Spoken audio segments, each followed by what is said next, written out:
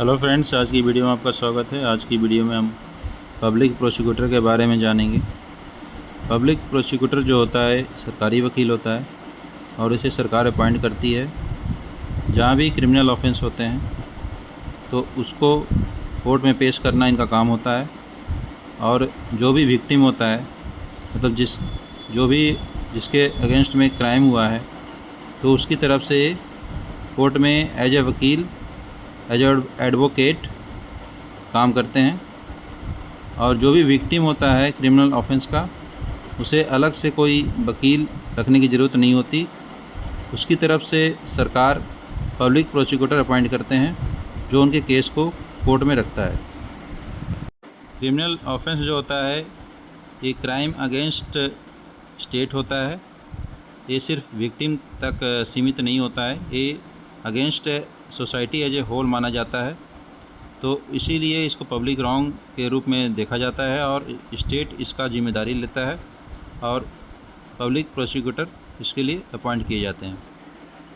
मान लीजिए पर्सन ए के अगेंस्ट में कोई क्रिमिनल ऑफेंस होता है, उसके अगेंस्ट में अटेम्प्ट टू मर्डर का कोशिश होता है जो पर्सन बी के द्वारा किया जाता है। तो इसमें पर्सन ए पुलिस में जाके एफआईआर दर्ज करेगा। पुलिस एफआईआर दर्ज होने के बाद एक पुलिस रिपोर्ट बनाएगी, साथ में जितने भी एविडेंस मिले हैं सारे एविडेंस लेके, विटनेस लेके ये पब्लिक प्रोसिक्यूटर के पास जाके उसे सौंप देता है।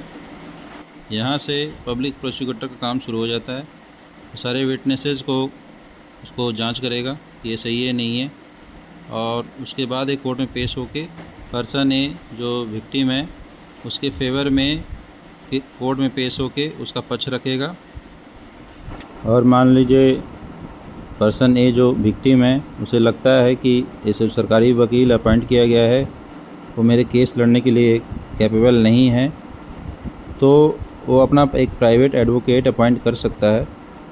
लेकिन ये जो एडवोकेट जो अपॉइंट करेगा वो ओनली पब्लिक प्रोसिक्यूटर को एडवाइस दे सकता है, लेकिन केस को जो कोर्ट में पेश करेगा ओनली सरकारी वकील यानी पब्लिक प्रोसिक्यूटर ही करेगा। अब देखते हैं कितने तरह के पब्लिक प्रोसिक्यूटर्स होते हैं।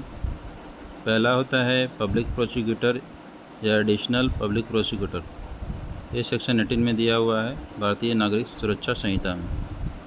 दूसरे हैं असिस्टेंट पब्लिक प्रोसिक्यूटर्स, ये सेक्शन 19 में आते हैं। इनका अपॉइंटमेंट सेंट्रल गवर्नमेंट द्वारा भी किया जाता है और स्टेट गवर्नमेंट के द्वारा भी। ये हाई कोर्ट में भी अपॉइंट होते हैं और किसी एक डिस्ट्रिक्ट में भी अपॉइंट किए जा सकते हैं।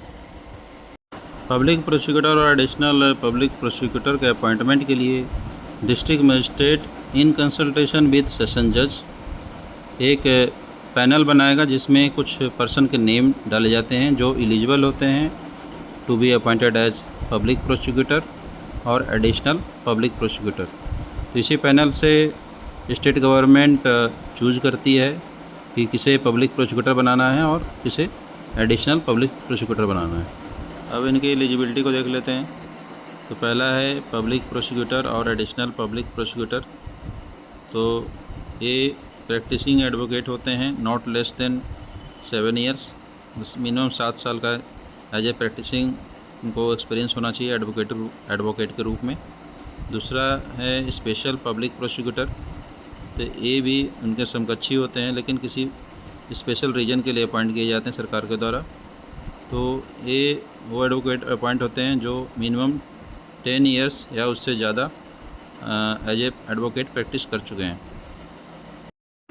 अब पब्लिक प्रोसिक्यूटर और एडिशनल पब्लिक प्रोसिक्यूटर के अलावा असिस्टेंट पब्लिक प्रोसिक्यूटर भी अपॉइंट किए जाते हैं।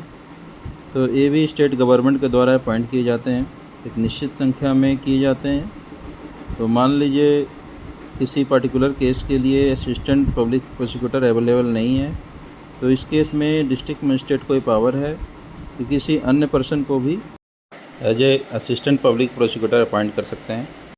तो कौन से पर्सन हैं जिनको असिस्टेंट पब्लिक प्रोसिक्यूटर के रूप में अपॉइंट किया जा सकता है? तो ये मिनिमम इंस्पेक्टर और उसके एबव रैंक के होने चाहिए, और जिस केस में इनको अपॉइंट किया जा रहा है तो उस केस में जो भी एक्यूज होगा उसके इन्वेस्टिगेशन में शामिल ना हुए हों। इस वीडियो में पब्लिक प्रोसिक्यूटर वाला चैप्टर कंप्लीट हो गया। नेक्स्ट वीडियो में डायरेक्टरेट ऑफ प्रोसिक्यूशन को कवर करेंगे।